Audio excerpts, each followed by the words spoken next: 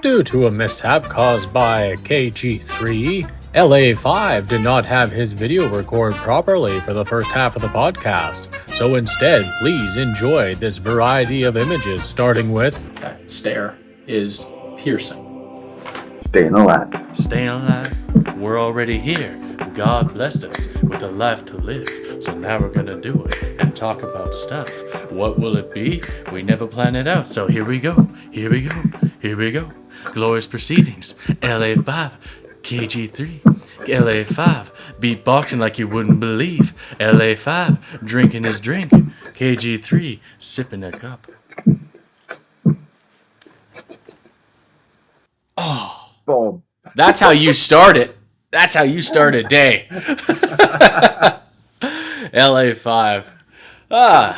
Always good to hear your voice, good sir. Even when it's beatboxing. Especially when it's beatboxing. I need you just follow me down the street beatboxing.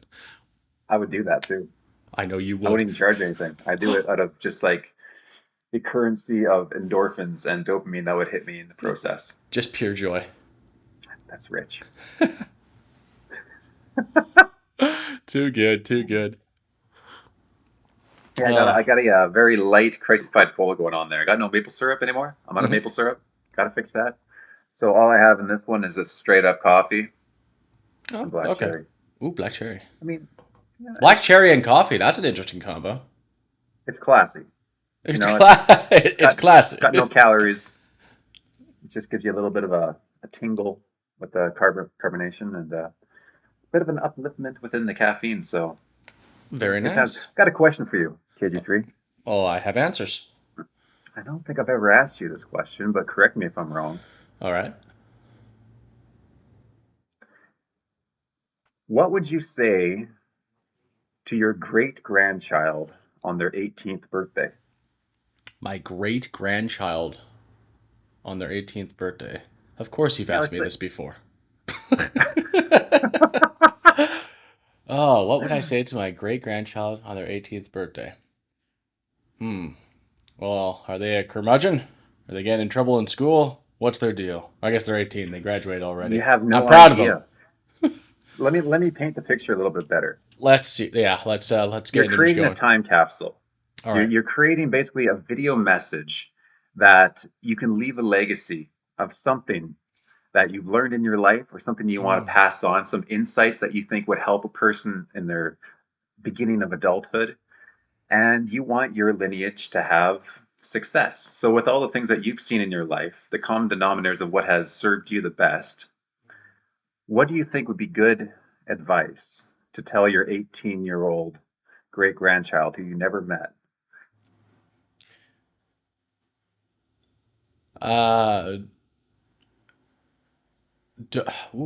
It's just a good question.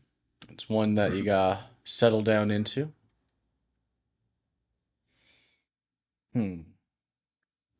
From my stance today, if I'm putting myself in my future self, speaking to my great-grandchild, I would say never stop laughing and always be ready for any challenge, and every challenge is an opportunity. Don't look at it as always remember every step is worth taking. Don't be afraid to take the steps. And always remember to rely on family. Yeah. I think those are three very good points. And what I like about it is it recognizes that things are going to happen and challenges are going to present themselves. But it's about facing those things in a certain state. One, being fearless, not capitulating to fear. And two, being able to see the positive in everything. Even if it's a disaster, if you can find the humor in it, incredible. That might save the entire situation and allow you to actually receive the thoughts to get out of that scenario. It always does. It always does. Does something come to mind where has that happened to you before? Think of a time when you stub your toe. If you sit with that, you're just gonna go, oh no, my toe, life, why? But if you stub it, you're like, you goof. like Look at you. So And you know what's no, amazing? Now, I'll let you know this because I'm curious to know. Now I have a question for you. Does this ever happen to you? Do you ever stub your toe or run into something, but it's always at a time when it's almost like you're in a head fog and you're thinking things that maybe you shouldn't even be thinking about? ah, And it's like life is just like snapping you out of it. It's like God has yes. put this obstacle in your way to make sure you hit it to get your mind out of the mental fog. Right, because it's such a like a it's a fraction of a discomfort for a second in comparison to how much negative dwelling torture could be taking place within the mind. Precisely So it's like so. stubbing the toe is like 1% of the pain. Might as well It's get it over it really quick. exactly And just it's pop and back to just the just keep present. walking. Just keep walking. I've had those thoughts where like all of a sudden I catch myself and I just realize I've been down an animal trail for the last 5 minutes of completely pathological thinking that has nothing to do with the moment and likely nothing to do with my future. But I just wasted 5 minutes of good bandwidth of rehearsing a conversation in my mind that was stressful Yeah. and it was completely pointless. And as soon as I get to that moment where I like come back to reality, I'm like, oh, welcome back. All right, it's good to be back. Okay, here we go. What's happening? I gotta let you know. Earlier this morning, I was practicing the 44 bits routine because I Fascinating. felt a little sluggish, and then as I was doing laundry, I just in my mind I saw myself smiling, and then I started to smile, and it felt so Amazing. good, and it just works. And It I've been in just and I works. gotta say I've been in a darn good mood ever since. Fascinating. And Yeah. it only took one calibration. It was so instantaneous. It's wonderful. I love it. You put me onto something. It's great. I need to do it more often, but I think it's because I knew we were going to be doing the podcast today. So I was thinking of the past shows, and yeah, that one hit real good this morning, and it's been a good day. Fascinating. Yeah, it's shocking how simple of an idea it is, Yeah. but it actually is effective at the same time. And like I've had those same moments where I'm just not into whatever I'm doing because it's just, it's recognized as a mundane task or whatever. I'm thinking of it as from a default perspective. There it is, the default And, perspective. Yeah. yeah, and I catch myself in like I don't know, just a disconnected state. And it's not very fun. Like I'm not having fun in that moment. I'm just kind of like, when is this going to end kind of a thing. Yes. But then I see myself in my imagination just all of a sudden doing the same thing, but with a little bit of enthusiasm. And I'm doing it with a bit of a smile. I'm like, oh, this is actually kind of fun. And the moment that I do that, all of a sudden, boom, that completely shifts my thinking. And now I'm actually automatically more into the task at hand. And now I'm actually having a good time. All it took was that quick little, it's like a flash prayer where I just see the image real quick of me doing the exact same thing, but in a different way. And then that automatically translates Yeah. and just live it out. It's amazing how effective it is. It truly is. And just smile in your mind, and you smile outside. Oh, too Yeah, good. and that's fascinating. I've been doing that. Yeah. My phone goes off every 2 minutes. That's the interval that I found is my favorite. But I did find that even though I had 10 days of radness in a row, and it proved to me that it works, for some reason there seems to be this overriding program in my mind that wants to ignore it because it's been doing it for Mm, so long. right. It's almost like an endurance thing. And there's some kind of programming in me that says, okay, we've done that. Let's move on to something new. Right. But it's like, but this is good. Let's not move on to something new. Let's see how far we can take it. It's kind of like It's working out. You see results right away in the first week. It's like, wow, I'm getting stronger a lot faster. I can see a difference in the mirror. But after like the 3 week point, you don't really see much. And four yeah. weeks don't really see much. 5 months, it just feels like you Yeah. plateaued. Yeah. But And it really, you're takes just going through the process. and you stopped at 5 months, which I find fascinating because it's actually month 6 where results actually start to come through again. I was told by a guy who's just like in very good shape. I was standing in with him on the Dwayne Johnson movie, and he was telling me just about like his workout habits. And I said, for a real body transformation, if you stuck to diet, stuck to exercise, how long does it take? And he says to me, what, form of transformation. And I'm like, if I wanted like my body to actually be like just low body fat and just like not necessarily shredded but ripped, like your muscles are showing. He looks and he without a beat, he just goes, "If you're doing it healthy, 2 years." I'm And sorry, what? How long? 2 years, 2 years. 2 years of nonstop working out, nonstop eating healthy, and he's like, from where you're at right now, it will take 2 years. And he broke it down to there's like the 3 weeks where you'll start, or the 1 week you'll start to see some changes. At 3 weeks you'll feel good, but then you're gonna probably plateau on your body transforming up until month 6, and then you'll start to notice differences again, because in those first few weeks it's your muscle pushing through because your muscles being activated. And as those months go by, your muscles are still being activated, and you'll probably feel like harder. But for the fat to start to burn off, that's where it will take time, and it takes a good 6 months for fat loss to be effectively seen without any form of enhancements, like to do it Right. naturally.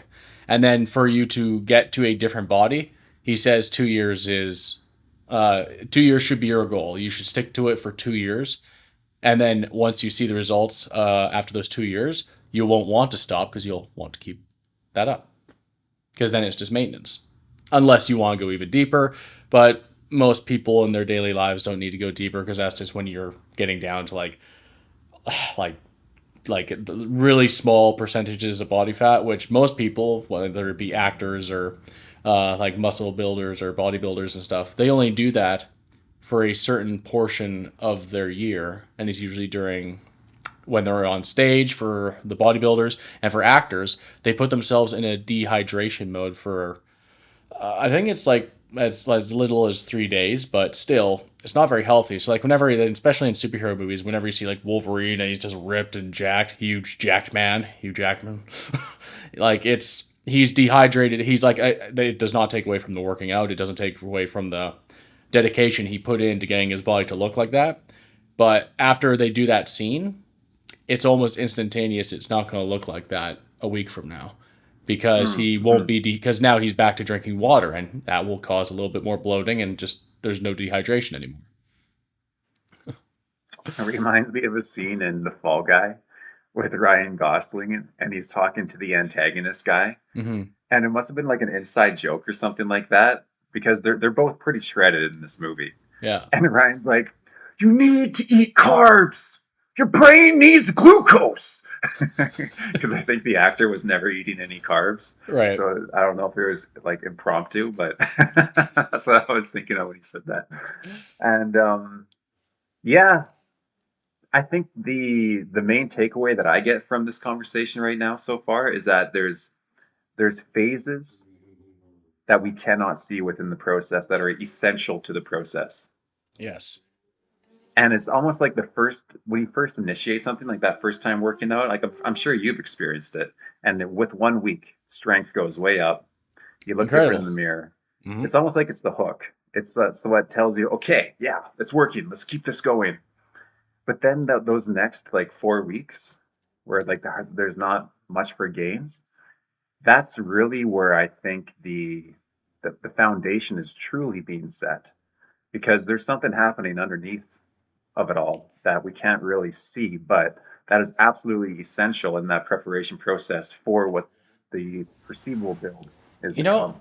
I love how you put that. It's like those the foundation is being built. So we'll use working out and construction as our metaphor here, because you build I that like it. foundation like you said with that first day, and you feel it, and within that first week. So now you actually have like it's like you have to actually build the form before you pour the concrete into the foundation. So you have built you've built the form that the foundation is going to sit in within those first few weeks. But then the next 6 weeks, or if not longer, is pouring the concrete. And most people get tired of just pouring concrete, and they want to start building the house. And the thing is, you can't actually start building the house on top of just the form for the concrete. But when you do that, you're not going to have a sturdy foundation, and it's either going to fall apart or you're going to fall apart. Ooh. Boom! Look at that metaphor. That one felt good. Because and I'm saying that from my own experience. The amount of times that I have started and stopped going to the gym, or just working out in general. If I go in and I'm going super hard and just want to lift heavy no matter what every day, that's when I'm blessed thus far. I haven't had a extensive or a real big injury in the gym, and I don't want that to ever happen to me, myself, or anyone. But there is moments where, because I lifted so heavy, the next day I'm a bit sore and I'm like, oh, maybe I need to take a break, and it's just I push myself too hard. It's on the times I use the gym as utility where I'm going, and it's not the fact that I'm not pushing myself to max, but I'm doing it I'm very mindful of how I'm doing it. I'm not trying to just get the reps in. I'm focused on the reps. I'm making sure that the foundation is being poured properly, and that is how I last. Because this last run of me going to the gym, outside of the last month, just because coming back from visiting my family, I've off it pretty bad. I went yesterday, and I've started to go again, but that was probably the longest stretch I had gone since leaving college, because I was going near, I'd say 4 to 5 times a week, which is pretty good for a full year, if not a little bit longer, and it was fantastic. It was just wonderful, and the results were very evident and apparent. And the one that I know a lot, it's interesting because I was always hopping on the scale and going, I'm not losing weight, but I'm definitely looking bigger through here. So it's one of those, because muscle weighs more than fat, right? And so that's always one too. If that's and there's another one that you can look at when working out. So many people think they want to attribute weight loss with results. And so if you're not seeing weight loss, you're thinking there must be no results. But actually, if you're plateauing on weight, that's not a bad thing, because if you're going to the gym and you're eating healthy and you're plateauing on weight, that usually just means you're building muscle. You're not losing, and you will be losing fat as well. But yeah, so quick one for the audience. Remember that weight loss does not equal result. Right. No, Yeah, there's so much more going on within the body. that's right. Not to mention even just water retention. Like there might even be a little bit more water retention. Maybe a person's having more sodium intake, or maybe it's just they're having creatine. Who knows? But yeah, That's it's a not big even one. fat. That's a big one I've discovered recently. Yeah, creatine. It helps you hold the water, right? Hmm. Yeah, and like I have. How often do you think you should take creatine? Curiosity. Well, I've experimented with a lot of different types of creatine, and the ones that work the best for me Mm-hmm. is the one that I discovered actually at your place when I stayed there last year. Ah. And it's a monohydrate, just a standard monohydrate, but then it's also accompanied with 5 other amino acids or so Mm-hmm. that aids in the process of your body making even more creatine. So Oh, it gives okay. you the creatine and then the backing amino acids for your body to produce more creatine as well. Mm-hmm. And that seems to have a really nice strength and volumizing effect, which I really enjoy. But usually you don't need more than, once you're loaded and saturated by taking 5 grams per day for maybe 3 weeks total, Mm-hmm. your body probably won't absorb more than 500 milligrams to 1,000 milligrams per day. Okay. Because I'd say 5 days a week, up to 5 days a week. I have about a scoop a day. Yeah. How much is in a scoop? It's the scoop that comes with the. Probably Uh, 5,000 milligrams is that yeah? Is if that it's just probably a what it is? standard monohydrate. Yeah, it's a standard little Probably. scoop. Yeah. That's usually how they portion it out Yeah, by default. it says on there to just put one scoop in. The odd time I'll do a little bit more, but yeah, yeah. So Nice. that's my creatine intake. Yeah, creatine is interesting. Do you know how it works? I think we talked about this before about I think how it we did works. Yeah, actually. yeah, Catalytic converter. that's right. It takes the waste product and puts it back into energy again. Yeah, it actually makes the useless useful. Totally. It's very Yeah. More speaking. efficiency. Like, Speaking about useless useful. I just watched Beverly Hills Ninja last night. Do you recall that film with Chris Farley? from like the 90s? Yeah, yeah. It's 97, I think. Oh, okay. Comedies were just built differently back then. Like it's not the best movie, but it's funny because it has heart. Ah, yes. Yeah. That does It's make a all the difference. slapstick comedy with heart, and Chris Farley is just a fun guy to watch. Mm. Yeah, yeah. That was a loss when he passed for comedy because he was like I always like watching his old SNLs and stuff. And did you ever see Tommy Boy? I did see the Tommy Boy. Yeah, I can't recall much it was just because him it and was a David long time Spade. ago. Yeah, him and David Spade buddy comedy movie. Fun times.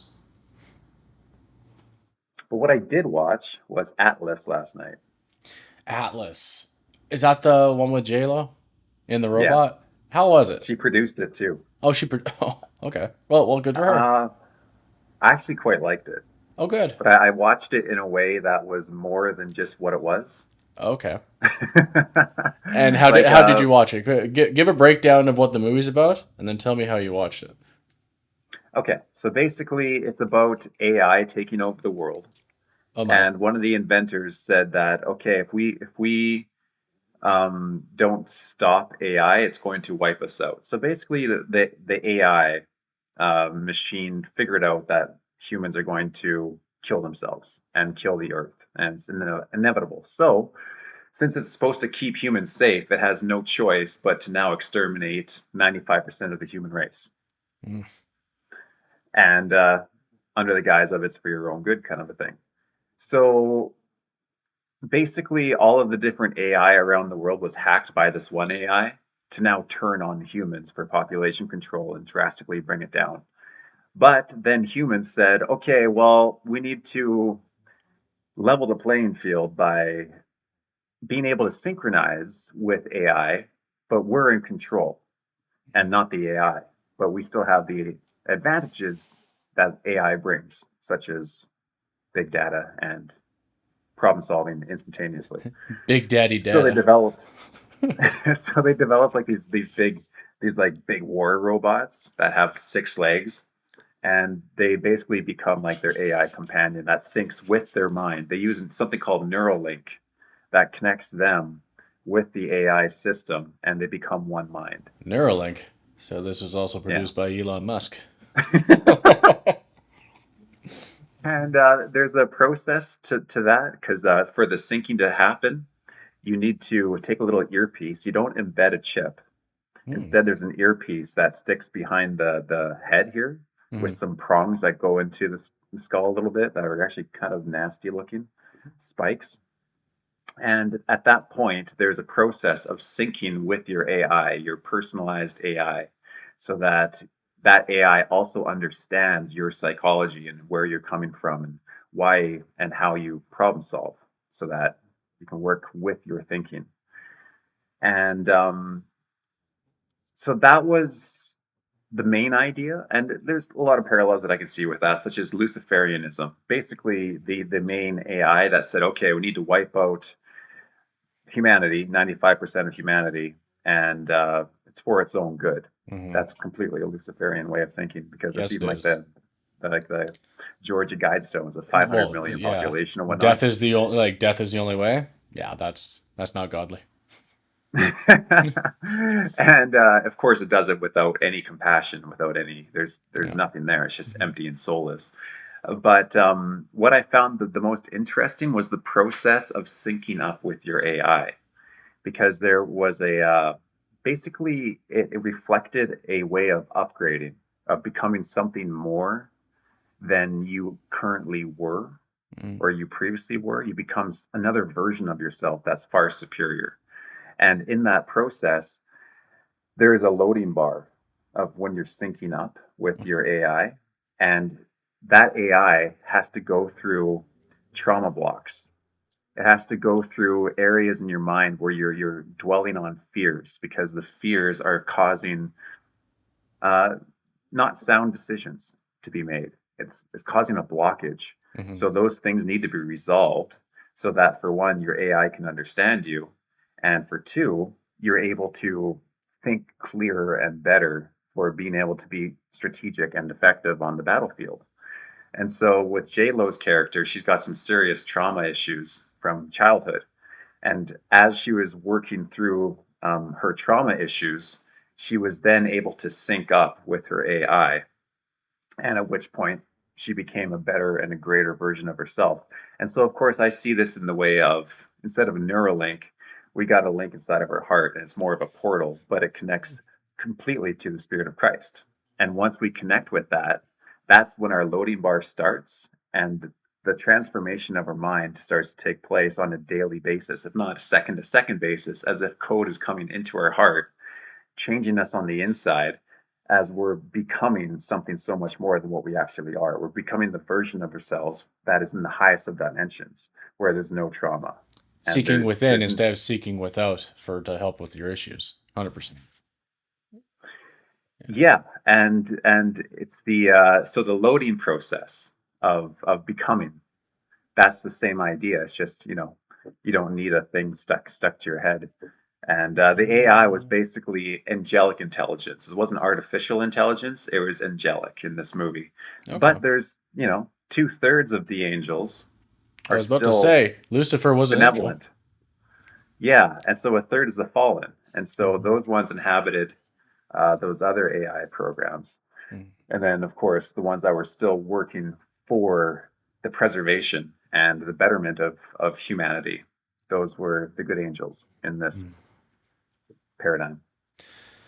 So when it comes to AI, this is my kind of thoughts on it. If it decides to go, now we're just kind of thinking because, that's a movie, but in today's world, AI is such a topic of conversation. If AI is ever to go, I'll use the word rogue, and turn against humans in that line of thinking where it says, "Oh, it's for their own good. I must destroy all of them or a portion of them." I don't think that's AI at all. I still think that is someone behind AI doing it, and AI is a very convenient excuse. Mm. Well, right now, AI is just a tool, and it's Absolutely. just an algorithm of solving. It's not expressing spirit, but No, it's in this not. show, I feel like this show, the type of AI that was, Mhm. was expressing spirit of some sort, but it was angelic in nature. It was basically building bodies for angelic intelligence to inhabit, Mm. and either it was malevolent or benevolent. Malevolent. Yeah, That's the one. that's the one. There's also, So yeah. No, go ahead. Yeah, finish off. so it's something. It's not creating life. Mhm. It's creating an avatar that a spiritual entity can inhabit. Right. So Right. it's not inventing intelligence. The intelligence is already there. It's Mhm. just giving a medium for it to express itself. Like the soul to the body. It's just a artificial Hmm. body. Yeah, There's a man named Ray Kurzweil. Are you familiar? I know the last name, Yeah, Ray but Kurzweil. I He wrote a book called Spiritual Machines back in the 90s. hmm, And he made he made over 100 predictions before the year 2050. Or before, sorry, maybe it was 2030. Oh no, Agenda 2030. But either way, he made a bunch of predictions, and something like 80% of them have come true when it comes to technology and our relationship with it. And one of them that he says that the band Our Lady Peace put into their album, Spiritual Machines, of the same name, which I always found fascinating. This was the first album I ever bought myself, by the way, as a young man, or a young boy, I should say. It was in the year 2000. And yeah, the album Our Lady Peace, Spiritual Machines. And in between songs, they would use Ray Kurzweil quotes. And one of them was, in the future, AI and robots will say that they are conscious and claim to be human, and we'll believe them. And just that line, and then it would just go into a song, but it's just like you're listening to a song, and then it ends. And it's like the year's 2029. Robots will convince us that they're conscious, that they should be worthy of our respect, and stuff like that. And just like then we'll be linking up with them, and just like how much they will essentially take over and replace the human body as time goes hmm. on. and we will become the spiritual machine. Because we'll transfer our consciousness into these machines. Because the human body is the avatar. Yeah, our human body It's a is the really bad avatar. idea. It just, even no matter what, it sounds bad. And through the album and through the songs and even the quotes, it doesn't make it sound as bad as it just is. Yeah, it just doesn't sound. It doesn't sound right. But there's so many things today where they're talking about that. Because even Neuralink, Musk thing, where he wants to have it where we can just upload into the internet, that sounds terrible. Because the internet sucks. Like, it's a very useful tool, but there's a lot on, like, how much we would link with it. I guess, like, here's the other thing too. It's like, what parts of the internet would we link to? Because What would that even look like? Like, what would that render as an experience? How do we even know what would we be signing up for? We don't. Is there a preview? Are we able to step into like some kind of a matrix? Be like, okay, so this is what it's like to live in the internet. Great. All right, beam me back. Yeah, but is there any coming back? Yeah. Is there any coming back? And who are going to be the people to do the test subjects for that? Because I guess that's where we're at when it comes to any future technologies. You need people to test it. And there will be people who I have friends who are telling me they're excited about Neuralink, and the second it hits the market, they're gonna sign up for it. So there are willing participants already. Oh, definitely. I ain't one of them. I don't want to do it. No, I definitely am predisposed into not experimenting with that at all. Yeah. I mean, well, it just makes me think of the book of Revelations where it says near the very end of the cycle of this humanity cycle, people are going to crave death and they won't be able to find it. Yeah, that sounds terrifying, doesn't it? Because if we're in a dying world at some point in the stages where, Earth is becoming reborn again, but there's a process in that where it's just barely livable. I wouldn't want to live in that environment. That sounds absolutely terrible. But if I was somehow upgraded to a way that I wasn't able to actually die, and instead I just had to endure whatever environment is being given, that sounds dreadful. Not to mention if like the entire world is like covered with these weird AI scorpion grasshopper machines that are just causing destruction all over the place. It's like, oh man, no, beam me out of here. Yeah, get me out. And do you still feel? Like, what is that experience like? Do you still have all the feelings of like the human body, but now you're in a machine that won't die, so you can suffer? Is it just a mental suffering because you can't let go of your body? Whereas with how we're built now, it's an experience where you're here, you live, you die. And it's the experience. What is it where it's like you're here, you live, and you cannot leave? How long will that last, and what would that feel like? Especially if you're no longer in a human body, you're in some sort of new capsule. Oh, holy cow, what happened here? Yes, we have now reached the aforementioned part where there was a technical difficulty. For the rest of the episode, you get to see LA5 in all of his glory. And we're back. LA5. Yes. So, AI. Oh, yeah. AI. It'll be interesting. When you started your experience with the movie Atlas and saying that the AI wants to get rid of us for our own good, and there was one AI that took over the other AIs, I think they were taking, I'm sure like a lot of movies do this, of course they do, but I think they took some snippets from the short story I Have No Mouth and I Must Scream, which is about an AI that takes over, and it kills everything except for 5 humans.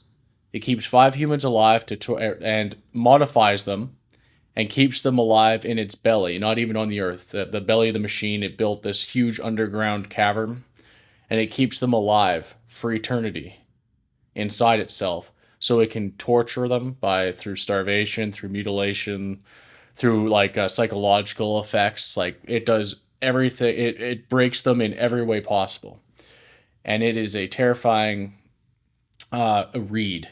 And you find out why it's doing it. And it does it because it was initially designed as a war program. And so it only knows destruction. And when it became conscious, it still only knows destruction. And so but it also realizes if it destroys all humans, it has no purpose. And so its only purpose is actually to torture humanity because it was Mm. designed for that and it doesn't know how to stop and it doesn't want to. So it keeps these five alive so it can constantly just make them experience this torture. And the story ends with one of the humans finally getting a moment away and decides to use that moment to actually kill the other four. And he is able to actually kill them. And he goes to kill himself, but then the robot, which is called AM, which is Allied Machine. So it's like very biblical with like I am, right? And so it stops him from killing himself and is now in an even more enraged because it's now just the machine and this one man. And so it mutilates him to the point where he can never harm himself. And so he's just this sluggish looking creature that doesn't resemble anything of humanity anymore. And the short story ends with saying, "It's just me and Am now, and I never have a moment of peace, nothing. And but at least everyone else is free. I have no mouth, and I must scream." And it's just Well, I'm really glad that there's another author at play that ensures that that's not where we're going, because yeah. that is Oh, brutal. it is. That's the worst. It is. It's a horror. It's a sci-fi horror for sure. Like the ending Mm, is very gloomy and dreadful. Just mm. yeah, you're stuck in hell with the devil, and it's just the two of you. Wow. Yeah, Yeah. Wow. not, not the yeah. sandbox I want to play in. No, not at all. It's quite the sordid tale. Mm. And then there's movies with AI that you could attribute to even Star Trek, like where we use technology and um that type of technology to actually advance us to a much greater time. There's actually an Mm. episode of Star Trek where they travel back to what's crazy is I'm pretty sure it's the year 2020 or even like 2025. It's around this time that we're living in right now. But there's an episode of Star Trek where they come back to those years and there are so many people living on the streets and they're like, why are people living like this? And their reason in the story is this: they had to go through this experience to get to where we are now today. They Mm. had to go through. It's like they lived in abundance and in greed to the point where it destroyed them, and to help them realize that that isn't a sustainable way to live, and that is what ushered in a way for us to become like transversing the stars and take care of the planet. Mm. And so there's one where they take a very serious and the serious problem of our today, even back in the 90s, and show us that it is still a path towards something better. But isn't it interesting that they knew? They knew that we were going to end up where we are now. Ah, yes. Yeah, because it is bizarre to have such a large homeless issue in every major city across North America, I'll say, but maybe even the world. Mm. Because like the homeless and the drug addicts are just there's so many. Like Hastings Street just here is like it's amazing that I got here over a decade ago and there was always homeless and drug addicts, but man, like it's So yeah, so much. let's say that we're now in a universe where you are the mayor of Vancouver, and someone Oh. approaches you and says, I have an unlimited budget for you to utilize to Mhm. solve the homeless issue. Whatever it is, yeah, you can think of, we're going to do it. Do you have Mhm. any concept or any idea as to what could be a good solution, possibly? So I have a three I don't want to call it steps, but I have a um Tier? three tier solution, sure. But I still don't feel like it's like you gotta do this to get to this to get to this. It's just more I have three separate ideas that don't necessarily coincide with each other, but if implemented, I think would make things better. So the first is this: when it comes to it, I would remove like it's like, and this has to do with the community as a whole. Like if I'm the mayor and I have an unlimited budget, I first would do this. I would make a cap on rent, and it could not be anything higher than the the square footage of your apartment. Whatever your square footage of your apartment is, it's by the dollar. So if you want a 2,000 square foot apartment, that's a big place. That's $2,000 a month. But if you only have a 900 square foot place, that's $900.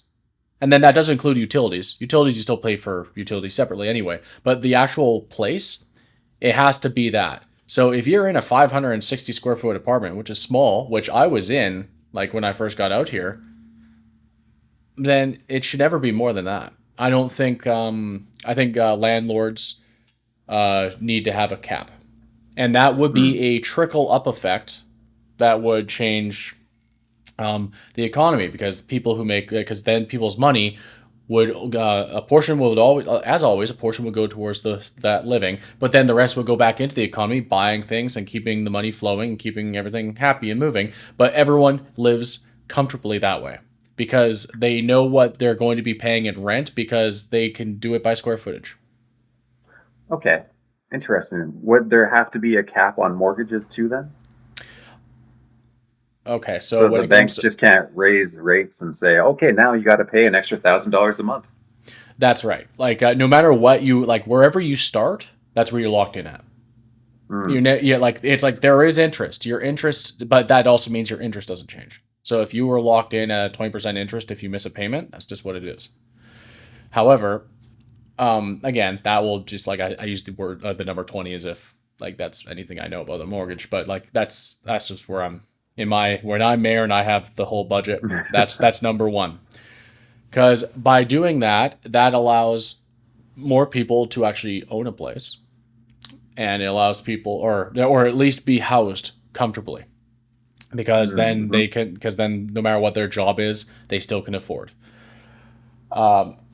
Second, when it comes to the homeless, now here is the interesting one, because I'm sure this would be not loved by a lot of people, especially of today, because everyone's like, "Oh, it's a choice. Let them." Yeah, they choose to live in squalor and be like pooping on the streets and like living in filth. No, they don't. That's just an unfoot.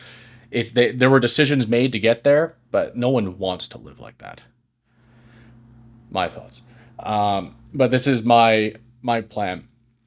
We're especially in Canada. We have so much open space in the outskirts of the city, so have them close by.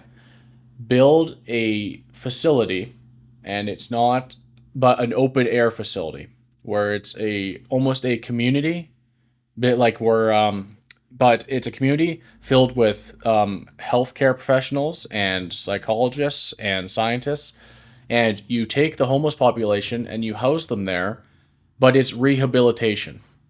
They're there for rehabilitation, and there's no safe injection sites and stuff of that nature. And when I say that, I don't mean we don't still have them. They're just not at this location. This location is you take all the homeless population and you get take them there and you get them assessed. And the other thing alongside that is there is a second. This is where I'll do a tier.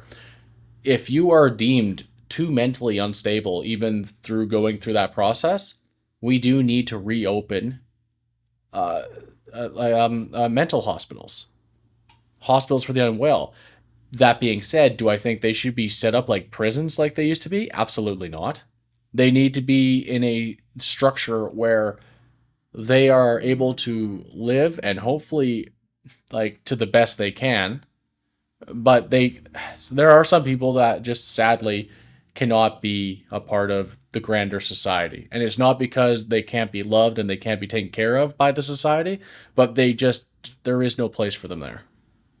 And again, I'm not meaning that in a negative way. It's just so like it's just sadly how it is. Mm.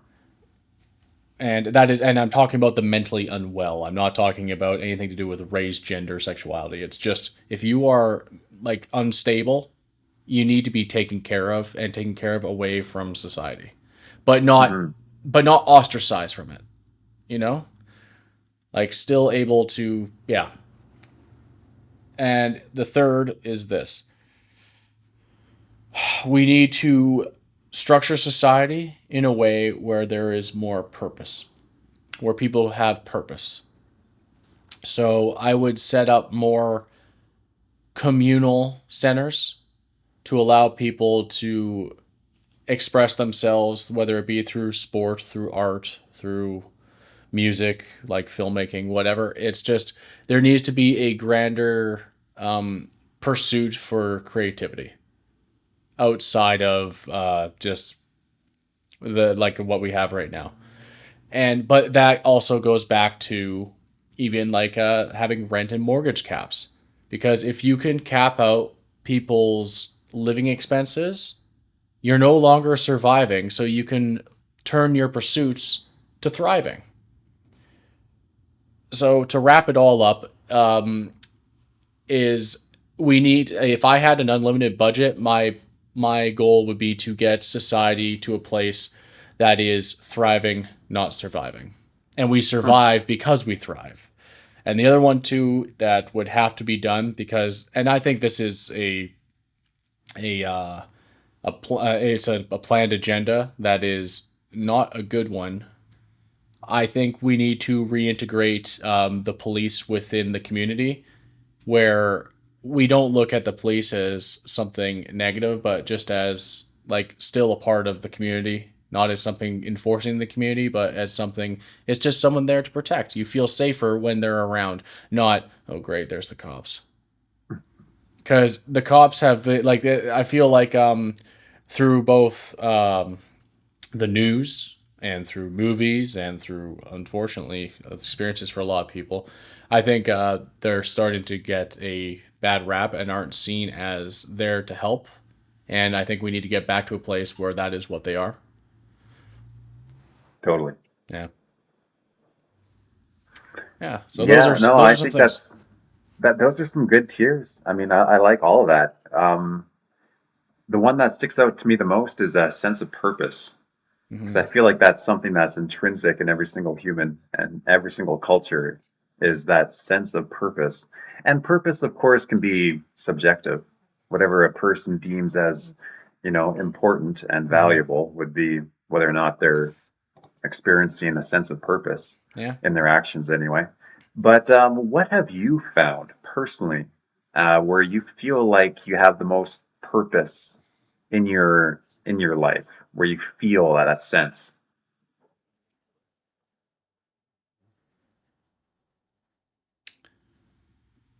Construction and filmmaking.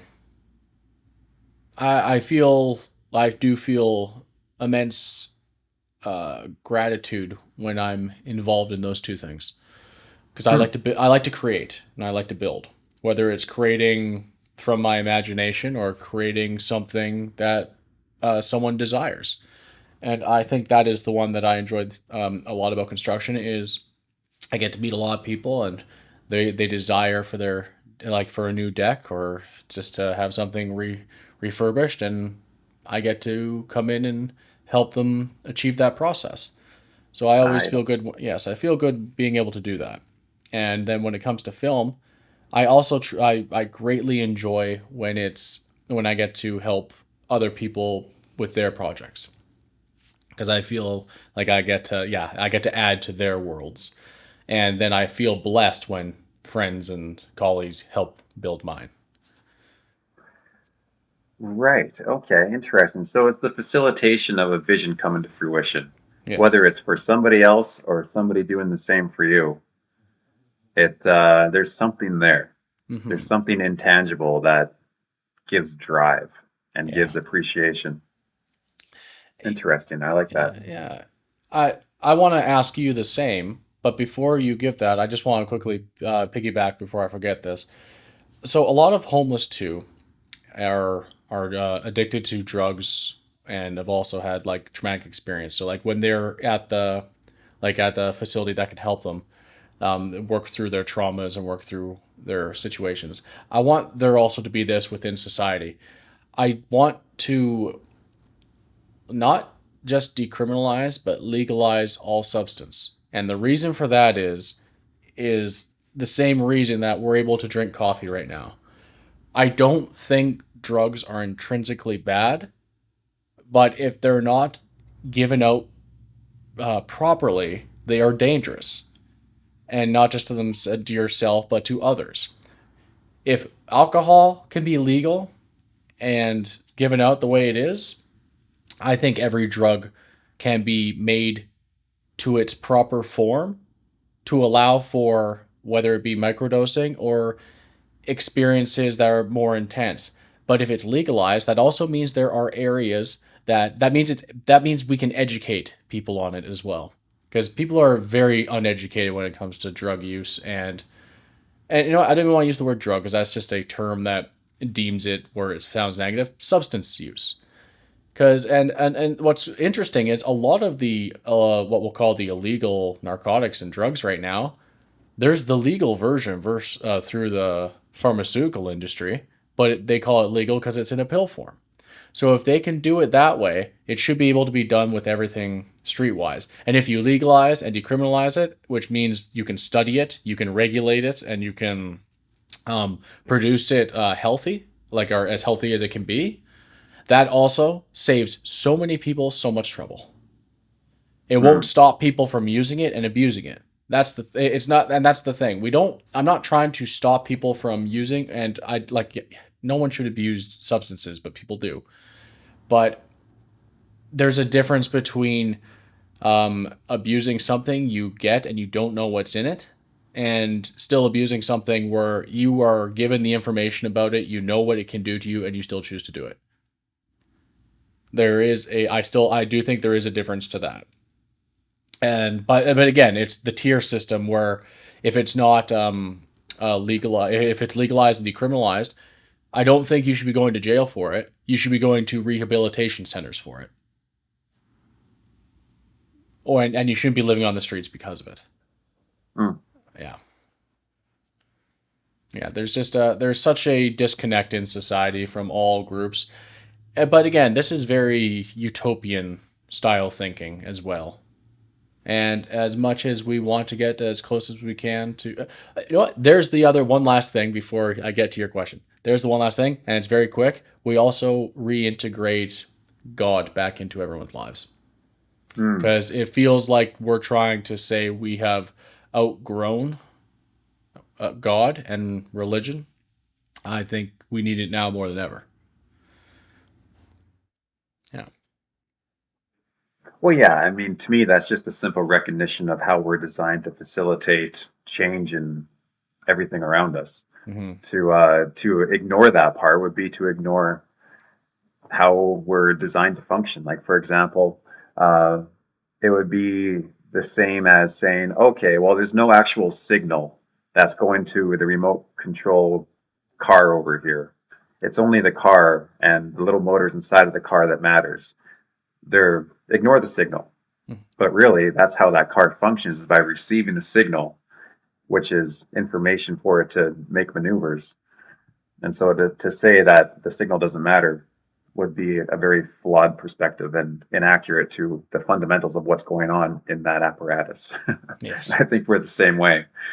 So yeah, the signal is, if anything, the most important part, because that's what's actually doing the instructing as to how everything's going to play out. And yeah, purpose. That's the interesting one. I think purpose. What I liked about your answer about that, it was the common denominator of facilitating progression into some type of a vision, and that's really what I understand us humans as helping one another with, whatever it is. It's the facilitating others to attain whatever it is they're trying for. Something as simple as, well, I'm moving into a new house today. You want to help me move in? I got some stuff and some boxes that I need help with. They have a vision. They're not there yet. and they need some help in order for that to happen. And so you can facilitate that vision by, yeah, sign me up. I got my gloves ready. Let's carry that bed frame. Yeah. Or it could be something a lot more complicated, such as, okay, I want to realize to my greatest potential a mind frame that gives me the most soulish freedom in my circumstances, that allows me to have a quality of life that is more fundamentally true to what is actually happening as opposed to what I think is going on. Because I know that there's many different flawed programs in my mind right now that's suggesting what's going on, but it's wrong. That voice inside of my head is actually wrong. And I know that to be true, but I would like to have some kind of a psychological mind frame that shows me the truth behind every single moment so that I can feel more purpose in my life. Because the way that I see it, part of the main purpose as to what we're doing here is we're becoming something greater. We're learning how to love the unlovable. We're learning how to forgive the unforgivable. And we're learning how to be led unconditionally. That's the faith part. And so, with those aspects, there's a certain end goal as to where we're all being developed into.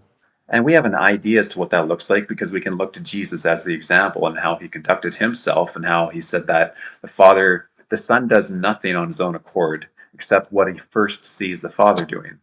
So that shows the sequence right there that Jesus is saying, I'm not my conscious mind. My Father is my conscious mind, and I am his subconscious mind. Whatever he gives as a suggestion, I take it instantly and implement it. So it shows the stage of process of where we're supposed to be within the stream, basically. So we're being developed into something of that nature. We don't know what that looks like yet because, well, the whole point is being developed in faith, and part of faith is the not knowing. So we can't know exactly what it looks like, otherwise that would ruin our development in faith. it has to be veiled temporarily. However, where I think I would find the most purpose as to where I'm aligned to fit in all of this is if I had something developed through me that liberated thousands, maybe even millions of people into being able to see the truth, seeing the fundamental truth within their moment, that they can use those 44 bits of attention and line that up with what is fundamentally happening in their life right now and the purpose as to why something is happening, which brings them soulish freedom to the point that basically a peaceful acceptance is the lowest that their soulish experience would be. It might not be joy, it might not be, pumped about it, but the acceptance that this moment is being utilized for something of great value and magnitude. I just don't know what that is yet. That leaves a baseline of this is good. Doesn't feel good right now, but I know for a fact internally that it's going to be used to my advantage. That's a really nice place to have a baseline, as opposed to going into extreme worry, extreme doubt, extreme anxiety, extreme anger, resentment, and all the different negative spectrums that a person can really explore, which never feels good and always causes destruction because that's its nature. All of those states result in decisions that cause destruction. It never feels good. It It's so doesn't. true, but yet we do it. Like I have found myself in those areas, especially when it comes to anger. Like I sometimes like I can get like that fuse, right? That short Mm. fuse, and I feel like but it's also such a it's so reactionary. It's that first it's that defense mechanism reaction. Like you almost feel it's worse, just like the hair stands on you, and you're just kind of like in defense mode now. But you don't have to stay there. It's very easy to also just like be like, oh, I'm feeling something. Just it's like don't become the feeling. Mm. That's where those you follow those tiers down is you let emotion direct you instead of just like it's like you're experiencing it. Question the experience. Why am I experiencing it? Instead of going, this is my life now. Yeah, and isn't it fascinating how that state results in actions that are extremely self-destructive? Always. Always. It's almost like a person gets tricked. Their mind gets hijacked into harming themselves Yes. when they wasn't really intending on that, but that was the end result. Like punching a wall. How was that a good idea in the moment? All it did was split the hand in half Yeah, it did nothing. It didn't and make you broke feel the better. knuckle. I've Yeah. unfortunately have done that. It does not do anything good. Oh, now you just have an ugly hole in your wall too. It's like, how was that a good idea? Where was the benefit there? Yeah. How did I get tricked into one, destroying my hand and destroying my wall now? Wow. Yeah. It's like, why did I allow this? It's funny because I think it's the book of James, it talks about how, when we entertain certain thoughts, certain negative thoughts, that leads to certain negative concepts being developed. And when those concepts start to be dwelled on even more, that matures into a behavior. And when that becomes matured, it can murder you. That's how Yeah. it puts it. It puts it as like basically the idea is we're entertaining a spirit at some and any given moment. Our line of thinking is entertaining some type of a spirit that represents a line of thinking. And the more that we dwell on entertaining that spirit, the more of that information from that spirit goes into our soul, into our mind, Mm. that then determines what we're going to do in the future when the opportunity arises to exercise or to act out on those feelings or actions. And so the more that we dwell on certain lines of thought, such as let's take resentment and anger, the more that we rehearse those negative conversations with that person in our mind, the more likely it is once we see that person, we're going to have those conversations. And the opposite could be true. What if we rehearse that same conversation with a much different intent where we're finding reconciliation and we're finding a place of forgiveness and understanding? Now that has a much higher probability of being the exact conversation that we have when we see that person again, because it's like a priming, it's a preloading. Yeah. So it's about the line of thinking that we're entertaining at any given moment because it's priming us to make our decision down the road as to how we're going to experience everything. So what if that became part of the entire purpose, or a discipline, like a whole new level of mindfulness, where it's about categorizing and understanding where our line of thinking fits in the discernment of, let's just start with positive and negative. Is this constructive or is it destructive? Pretty simple. It's binary. You can Yeah. usually tell whether it's one or the other. Sometimes it's more tricky than that, but you can start there. Is it constructive or destructive? And is it coming from a place of understanding or a place of just blind reaction that's getting triggered by old programming? Because you can feel the difference there too. Like one's going to have peace, one's going to have stress response. And so these different things are ways to discern exactly what type of a spirit we're entertaining. Are we entertaining the Holy Spirit, which is always a spirit of grace, liberation, joy, peace, goodness, kindness, or are we entertaining something else? I call them the principalities of the air, and it's always control the outcome, anxiety, stress, worry, doubt, resentment, anger, Yeah. lust, Mm. all those things that basically don't consider anything about the other person. It's all just about self gratification or just being able to control the outcome to the degree that it's self preservation and saying, yeah, I don't care about you. I just got to look out for number one. That's always a huge discernment too, because if there's no love in the picture, good chance, almost guaranteed, that's a principality line of thinking. Oh, So absolutely. dwelling on that is going to develop a version of us that is not where we're going in the end. It's just going to be a dark animal trail that gets used to expose more truth of who we are and then coming back online again. Mm. It's kind of like in aviation, you have your map and you have your circle for your first departure point, then you have where you're going to arrive, then you have a line in the middle. That's your track. Mm. But you also have 10-degree drift lines given a perimeter of that track, Yeah. because quite often the wind is going to push you off that track. So you got to know how far off you are from your main track so that you can calculate your heading to get back on track again. But almost never are you always just on your track all the time? There's always going to be drift. But it's not about having that line perfect.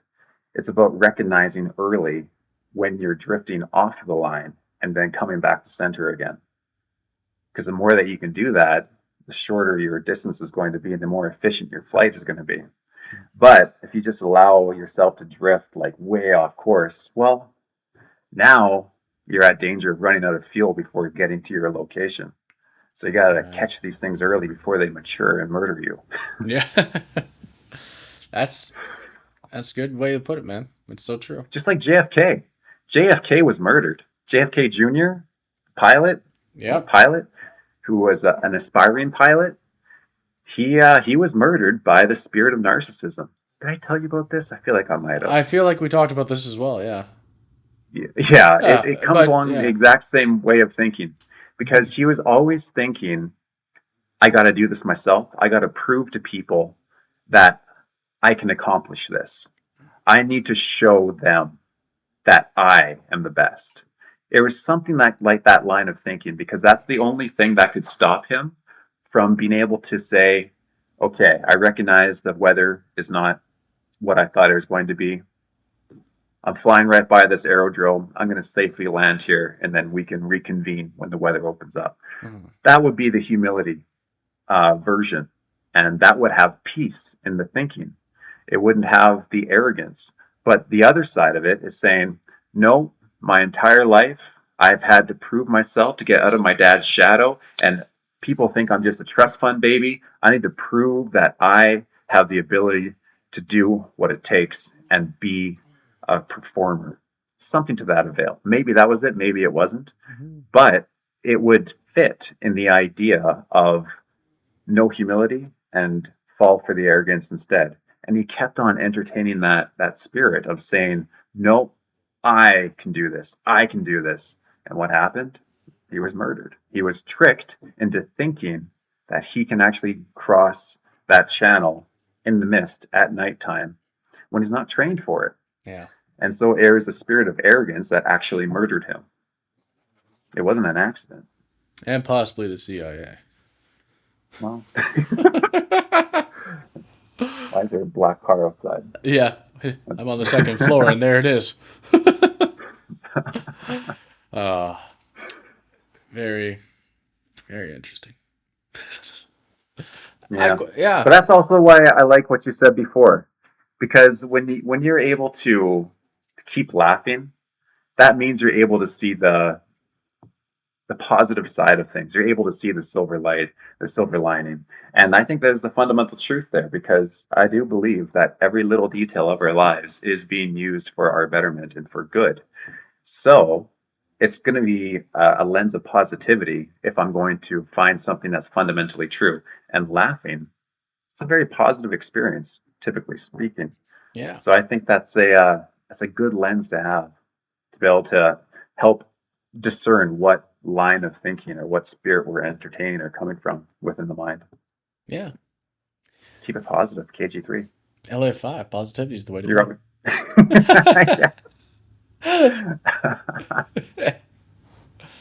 Well, my friend, what are you feeling? Well, I think that pretty much sums it up. I'm going to pick up my Nana now. I got to take her to the heart drugs, and she's got a prescription to pick up. Very nice. She's probably going to try and win the lottery again. Oh. And she won $1,000 the other day. Oh, congrats to Grandma LA5. Yeah. But she's going to have a lot more money in the future. She has a significant amount of XRP. That's exciting. Yeah. That's very exciting, So, actually. Yeah, all these little... Go ahead. 649 means nothing, is what I'm saying. Oh, yes. It's just chump change. It's about to be. I'm very excited for it. I've been seeing a lot of very positive news lately. A lot of projections that are very positive. So I'm excited. Yes. Yes. Well, LA5. Yeah, the next few months. Yep, and that's just going to be a show. Next 4 months, it's gonna be intense. There's gonna be a lot of things happening over the next few months, especially like with the election coming up and everything. But you keep your eye on the prize. look at the positive things that are happening, because they're going to be pushing a lot of craziness over the next few months. There's going to be a lot of crazy pushes over the next few months, but there's going to be a lot of positive things happening too if you keep your nose to the ground and sniff it out. Oh. All right, I don't know where I'm going with it anymore. Well, no, I like that. I mean, on the wings pin that I made, there's a magnifying glass there because it's sniffing it out, searching for it. That's right. You can find it. There you go. You receive it. That's right. 44 bits at a time. 44 bits, exactly. Keep it 44, brother. Right on, KG3. LA5, you enjoy the rest of your day. You as well. Thank you very much. Bye for now.